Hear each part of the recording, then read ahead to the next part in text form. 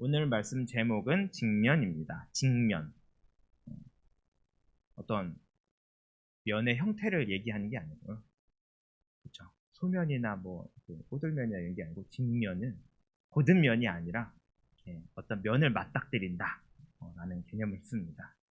사실 직면한다 우리 보통 많이 쓰는 표현이기는 합니다. 직면한다라고 하는데 보통 직면을 언제 하냐면 상황이 여의치 않을 때 어쩔 수 없이 내가 어떤 거에 쓸 때라는 것을 직면이라고 하는데 상담에서도 이 직면을 다룹니다. 직면이라는 아예 카테고리가 있고 제일 상담을 잘하는 사람은 직면을 잘 시켜주는 사람이다 라고 말할 정도로 이 직면이 엄청나게 상담학에서는 고급 기술입니다. 직면을 어떻게 상담학에서 어떻게 얘기하냐면 사람들은 대부분 자기의 심리를 잘 몰라요. 숨기기도 하고 어렴풋이 알아서 도망치기도 하고 거짓말을 꾸며내기도 하고 막 이러는데 이제 상담사가 이야기를 듣고 당신이 말한 여러 가지 감정 중에 조금 오류가 있다 라고 하면서 어떤 자기의 문제에 대해서 딱 직면시키게 합니다. 근데 대부분 상담사가 직면을 시키려고 의도하는 건 아니에요. 사실은 상담사가 내담자를 봤을 때 이 내담자가 마음이 좀 넓은 사람이다. 조금 마음도 넓고 조금 행동력도 좋다. 이러면 바로 직면을 시켜버립니다. 그 직면이 되게 힘들고 어려워요. 어떤 개인이 자기의 내면을 아는 순간 참 어려운 게 바로 직면, 다 꺼려하는 거거든요. 일상생활에서 우리는 거의 회피형을 많이 하죠.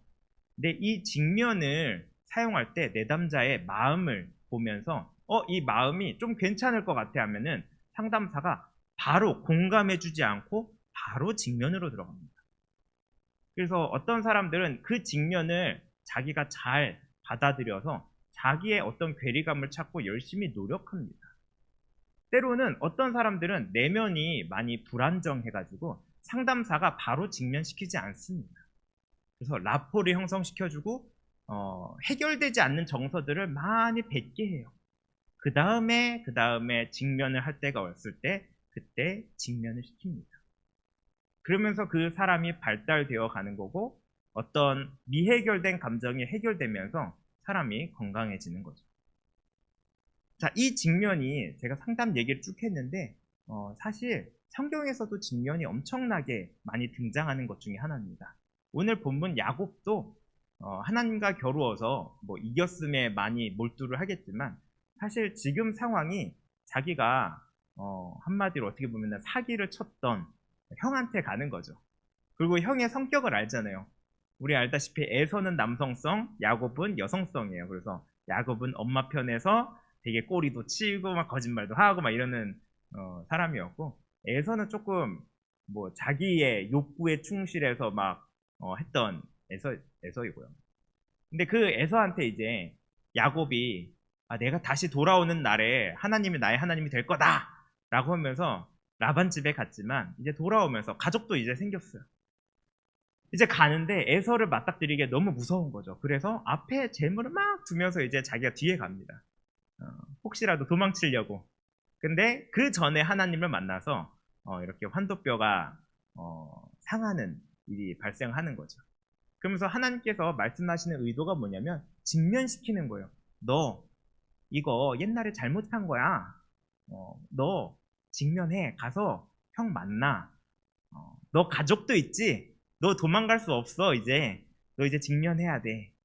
너 그래야지 하나님 말씀대로 잘 살 수 있는 거야 해서 환도뼈를 치시죠. 그러고 나서 이제 야곱이 에서를 만나면서 이제 화해를 하죠. 마음이 풀어졌냐 안 풀어졌냐는 잘 모르겠습니다. 하지만 그래도 서로 만났고 에서는 마음이 풀렸는데 오히려 야곱이 마음이 풀리지가 않았죠. 그래서 에서를 좀 멀리하는 경향이 있었는데 아무튼 이 야곱도 하나님께서 직면시킵니다. 늘 피해 다닌 것이 아니라 이제 때가 온 겁니다. 직면해야 될 때. 또 한 사람은 모세가 있습니다. 모세도 왕자 생활 40년 하고 또 광야 생활 가서 이제 이드로 밑에서 미디안에서 이제 40년을 살죠. 거기서 십보라라는 여자를 만나고 또 아들 이름 뭐였죠? 게르솜, 이방에서 객이 되었다라고 하는 것처럼 거기서 가족이 생깁니다. 근데 가족이 생기고 나서 또 하나님이 직면시키죠. 내 백성을 풀어줘. 너 다시 애굽 가가지고 백성을 풀어줘 하면서 가면 죽는데 애굽에서 내가 도망치듯 나왔는데 내가 또 가면 죽는데 나 가족도 있는데 라고 하는데 하나님은 직면시킵니다. 해야 될 건 해야 된다 라고 하면서 자, 이 직면이 우리의 삶 속에 사실 계속 나타나기는 어렵습니다. 삶 속에서 자꾸 맞닥뜨리고 막 무대뽀로 나가는 것과는 전혀 다른 거예요. 왜냐면 무대뽀로 나간다는 것은 다른 사람을 존중하지 않고 내 고집대로 하는 건 무대뽀고요. 직면은 내 마음속에 있는 아픔과 부족과 내 죄책감과 여러 가지 감정들을 인정해 주는 거예요. 왜냐면 우리의 내면은요, 어렸을 때부터 나한테 불리한 거는 딱 칩니다. 방어하고요, 회피하고요, 왜곡하고 변명하고 여러 가지 술수를 통해서 내가 상처 안 받으려고 엄청 포장합니다. 그 포장이 하나님의 말씀이라고도 합니다. 또 종교일 수도 있고요. 여러 가지 방법으로 내 마음을 보호하려고 여러 가지 방법을 씁니다. 하지만 제가 성경을 봤을 때는요, 결국에는 어떤 가족이라는 틀, 건강하다라는 틀, 이런 거를 봤을 때 가족 안에서 우리가 행복하려면 내 안에 있는 내 아픔과 직면해야 되는 것 같습니다. 내 아픔과 직면해 보셨습니까? 되게 두려울 거예요. 저도 그랬거든요. 제 안에 수많은 여러 가지 부족과 아픔과 이걸 혈투를 벌여야 돼요. 싸워서 이길 수 있냐? 이길 수 있는 것도 아니에요. 해결될 수 있냐? 해결되는 것도 없어요. 근데 그때 그 감정을 인정해 주는 거예요. 그럼 뭐가 달라지냐? 나와 비슷한 사람을 안아주고 이해해 줄 수 있어요.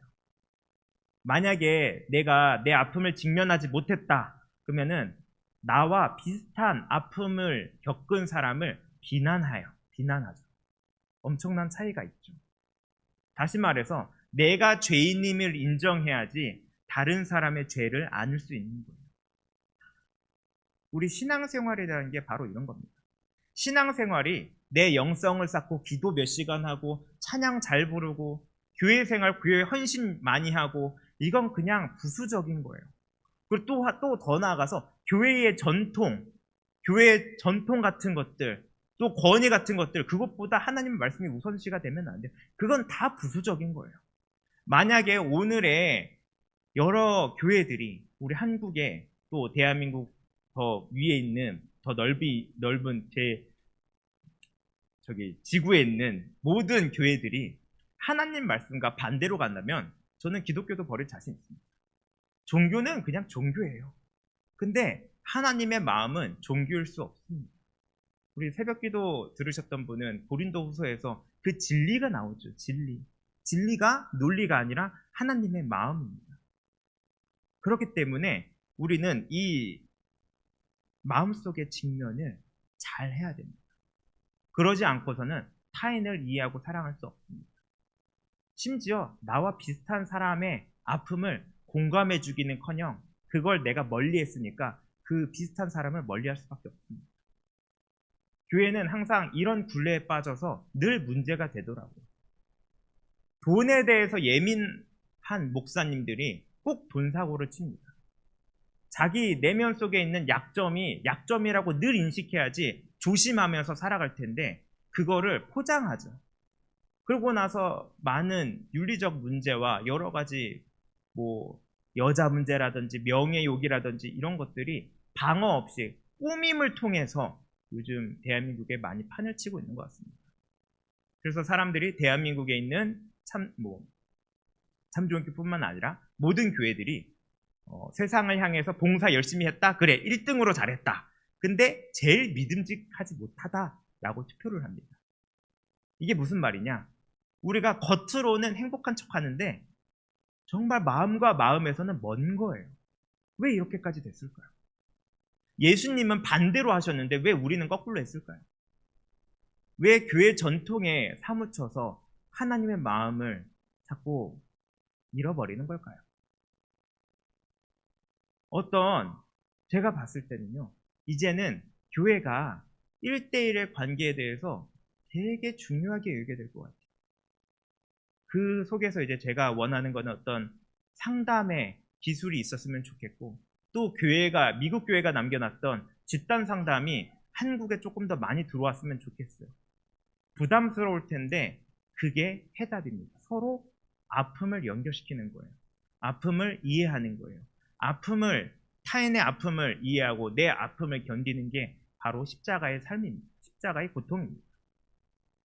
십자가의 고통 없이는 예수님을 절대 따라갈 수 없습니다. 다시 말해서 내 영성의 능력과 어떤 우리가 기존에 생각했던 그런 위대한 것들을 조금 내버려두고 정말 보잘것없는 것, 불보다 보잘것없습니다. 그 보잘것없는 서로 그냥 아픔을 이해하고 서로 이야기하고 서로 도와주고, 도와준다는 게 육체적으로 도와주는 게 아닙니다. 정서적으로 도와주는 거예요. 서로 감정 물어보주고 감정 이해해주고 인정해주고 여러 명에서도 해주고, 그러할 때에 우리의 내면이 이제 용기가 날 수 있다는 거죠. 어떤 용기냐? 직면할 수 있는 용기. 내 아픔과 직면할 수 있는 용기. 여러분은 직면을 잘 하고 계십니까? 아니면 하나님의 말씀으로 회피를 아주 잘하고 계십니까? 물론 하나님이 도피처가 되주십니다. 근데 언제나 도피처럼 내 책임을 버리면서까지 할 수 있는 도피처가 아닙니다. 여러분의 신앙생활 속에서 여러분의 아픔과 직면할 수 있는 시간들이 많았으면 좋겠습니다. 시간이 걸리면 시간이 걸리는 겁니다. 하지만 언젠간 해야 될 거는요, 준비를 해야 됩니다. 여러분 신앙생활 속에 하나님의 말씀이 어떤 수단으로 다가오십니까? 그 하나님의 말씀이 정말 진리가 가득 차 있어서 여러분을 자유케 하십니까? 아니면 여러분이 그 하나님 말씀 때문에 묶여서 살고 계십니까? 저는 발달해야 된다고 생각합니다. 발달이라는 건요, 어린 아이부터 죽을 때까지 발달할 수 있다고 합니다. 내 신앙생활도 똑같습니다. 발달할 수 있습니다. 그래서 내 아픔을 이겨내고 다른 사람을 이해하는 게 바로 기적이고 가장 의미 있는 것입니다. 마치 부모가 아이를 이해하듯이, 또 아이가 나중에 커서 부모님을 이해하듯이 관계를 통해서 우리가 좀 적절했으면 좋겠어요. 오늘 말씀 야곱과 또 제가 따로 말했던 모세, 가족을 통해서 이제 신앙생활을 이어나갑니다. 직면하면서 이제는 하나님의 말씀대로 살려고 나아가고 있습니다. 근데 제일 재밌는 건 뭐냐면 요즘 시대 청년들 또 젊은 사람들은요, 결혼하지 않고 자식도 안 낳죠. 가족을 만들 생각이 없습니다. 그 사람들이 왜 그럴까? 모세와 야곱은 가족이 생긴 뒤로 이제 믿음의 생활을 하려고 합니다. 왜냐하면 하나님의 마음을 조금이라도 알았습니다. 근데 오늘날의 젊은 사람들은요, 하나님의 마음과 너무 멀어져 있어요. 하나님의 마음을 알 수가 없어요. 하나님의 마음을 느낄 수가 없어요. 교회에서도 조금 문제 있고 이상한 사람 멀리하기 바빠요. 이해하거나 품어주는 게 아니라 좀 이상한 사람이면 좀 멀리한단 말입니다. 그래서 요즘 사람들이 그렇게 복음 생활을 할 수가 없는 거예요. 왜냐하면 따뜻하다라는 것을 느끼지 못했어요. 말로만 하나님은 사랑이십니다라고 하는데 사랑 없는 기독교인들을 보면서 그들은 결혼도 하지 않고 자식도 안 낳습니다. 그리고 자기 고집대로 살아가죠. 자기 고집대로 살아간다는 말이 정말 내 편이 하나도 없는 상태에서 내가 내 편인 거예요. 그래서 나는 무조건 내 편이기 때문에 내 마음대로 하는 게 자기 고집입니다. 근데 여러분 인생 속에 정말 여러분이 편이 있나요? 정말 여러분이 여러분의 가장 두려운 것까지도 말할 수 있는 사람이 있나요? 여러분이 가장 슬퍼하고 가장 힘들 때 옆에서 자유를 주는 그 사람이 있나요? 다시 말해서 하나님의 마음, 그 진리를 여러분한테 입력시키는 게 아니라 느끼게 해주는 사람이 있나요? 그 사람이 한 사람이라도 있다면 우리는 사랑할 수 있는 사람이죠. 우리도 또한 누구에게 사랑이 되어줘야 합니다. 여러분, 사랑을 많이 받아보셨습니까? 하나님의 사랑을 많이 받아보셨습니까? 또 하나님의 사랑을 많이 전파해 보셨습니까? 그냥 말이 아니라 누군가의 눈물을 닦아주셨습니까? 누군가의 눈물과 누군가의 그 피 흘리는 아픔을 공감해 보셨습니까? 아니면 팔짱 끼고 그냥 하나님 말씀대로 정지하기 바빴습니까? 그렇게 바울과 우리 신약 말씀을 통해서 그렇게 율법주의자 조심하라고 하면서 어느새 우리 교회도 마찬가지로 안정적인 거에 취해서 교회가 또 성전이 돼버렸어요. 우리의 마음이 성전인데, 삶이 예배인데 어느 순간 정말 예배 드리는 게 정말 제일 중요한 예배가 돼버렸어요.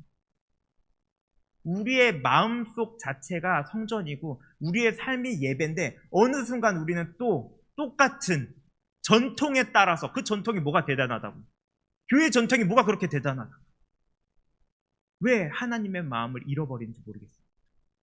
제일 중요한 건요, 약함을 들어쓰시는 하나님입니다. 그 약함은 세상이 아주 낮게 보는 거를 약함이라고 하는데, 그리스도께서 약함으로 십자가를 지셨다고 했죠. 고린도후서에.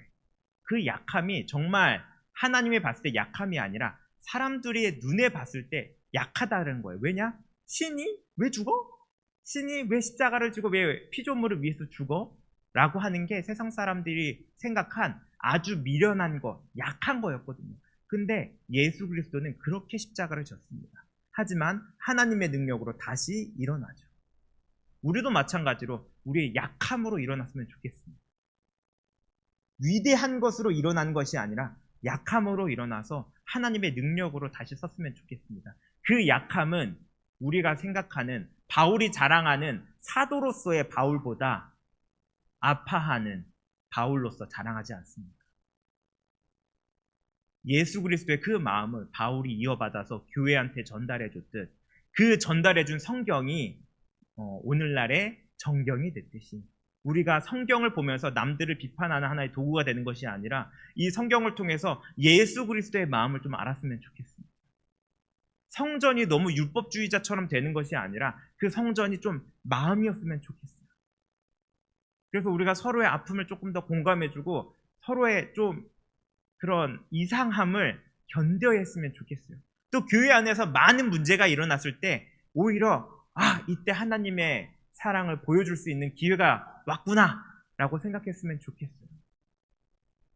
또 한국교회, 제가 제 동기 목사님들, 후배 목사님들을 봤을 때 되게 힘들더라고요. 요즘 한국교회 밑에 이제 부교육자 불리는 거 봤을 때 부교육자들도 많이 힘들고 이러는 것 같은데, 한국교회가 어떻게 바뀔지 모르겠습니다. 안 바뀔 수도 있을 것 같습니다. 근데 참 좋은 교회만은 이 복음에 대해서 좀 마음으로 느꼈으면 좋겠습니다. 논리가 아닙니다. 진리는 논리가 아니라 하나님의 마음이기 때문입니다. 여러분, 항상 죄와 항상 싸우고 다스릴 수 있도록 있었으면 좋겠고, 또 그 죄와 직면할 수 있는 날이 왔으면 좋겠습니다. 그리고 그 직면을 통해서 하나님께 나아갈 수 있는 신앙생활이 되었으면 좋겠고, 기도 속에서 바라는 기도보다는 내 내면을 훑어볼 수 있는 기도를 했으면 좋겠습니다. 기도하겠습니다. 하나님 아버지, 은혜를 감사드립니다. 아버지, 우리 직면을 통해서 아버지, 바울 또한 고린도 교회를 직면시키고, 또한 야곱도 직면했고, 모세도 직면했고, 가족이 생겼을 때에, 어려움이 생겼을 때에 항상 하나님께서는 더욱더 은혜가 충만한 그런 시간들을 우리에게 허락하여 주셨습니다.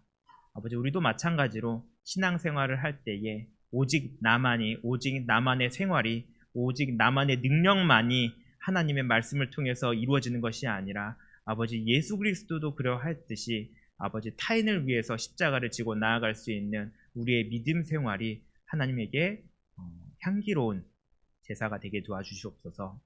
아버지, 정말 예배드리는 오늘 이 시간이 예배가 아니라 내가 하나님의 말씀을 이해하고 실천하면서 살아가는 내 삶이 예배가 되게 도와주셨고, 내 마음속에서 정말 하나님만 사랑할 수 있는 그 마음이 들었을 때에 영적 제사가 임하여 지게 도와주시옵소서. 아버지, 많은 교회들이 세상이 원하는 것, 세상이 위대하다고 생각하는 것들을 많이 따라갑니다. 아버지, 그러나 우리 참 좋은 교회는 거기에 협력하는 것이 아니라 아버지, 세상이 약하다고 미련하다고 생각하는 것에 우리가 목적을 둘 수 있게 도와주셨고, 그 약함을 들어쓰시는 하나님을 바라보면서 기적의 역사가 임할 수 있는 우리 참 좋은 교회가 되게 도와주시옵소서. 우리 더 이상 율법주의자가 되지 않고 아버지의 마음을 통해서 마음을 이야기할 수 있는 복음자가 되게 도와주시옵소서. 항상 감사드리며 주 예수 그리스도의 이름으로 기도드립니다.